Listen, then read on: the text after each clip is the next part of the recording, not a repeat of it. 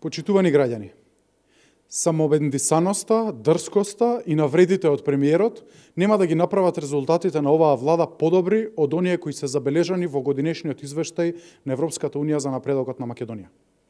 Извештајот ги бележи недостатоците во владењето, но реформите треба да бидат за граѓаните, не за самообендисаните елити во зградата на Илинденска.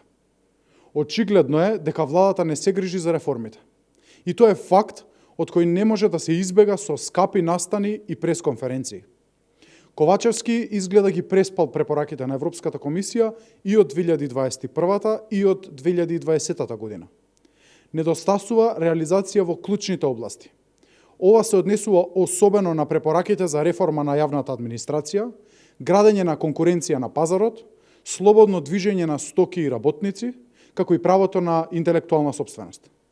Оценката на Европската комисија во многу делови е дека нема никаков напредок во спроведување токму на препораките од комисијата во неколку претходни извештаи.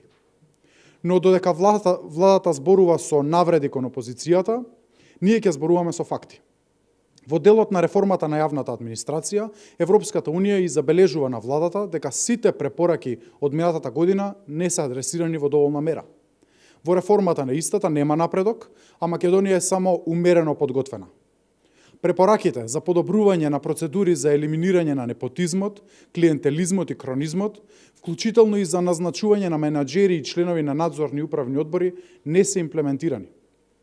Владата не направила ништо ниту во реформата на безбедносните служби. Во овој дел се повторува критиката од претходните години дека земјата треба да го зајакне капацитетот за парламентарен надзор над разузнавачките служби. Во иста ситуација и борбата со корупцијата и организираниот криминал. Според извештајот за активностите за 2020 година на Греко, кој е забележан и во овој извештај, Македонија имплементирала само 52%, а делумно имплементирала 40% од препораките. Во делот на борбата со организираниот криминал остануваат истите препораки цели 2 години уште од 2020 година. Ништо не е направено за подобрување на ефикасноста на спроведувањето на законот во борбата против одредени форми на криминал, како што се перењето пари и финансискиот криминал. ЕУ забележува и на недостатокот на координација, која останува клучна за сите чинители вклучени во борбата против организираниот криминал.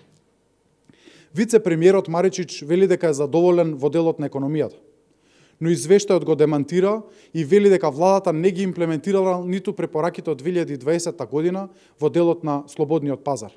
Затоа бизнисот страда од сива економија, слаб менеджмент на јавните инвестиции, хаотични мерки за помош на бизнисот и граѓаните.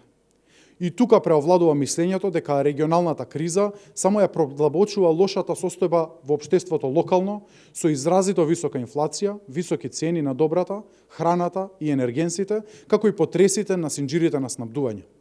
Ако ги сумираме оценките, владата во Македонија има и најнизок степен на напредок во вкупно 35 позиции.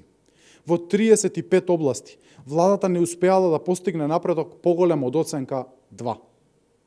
Областите, каде се забелешки од Европската комисија за застој, не зависат од договори кои значат подчинетост.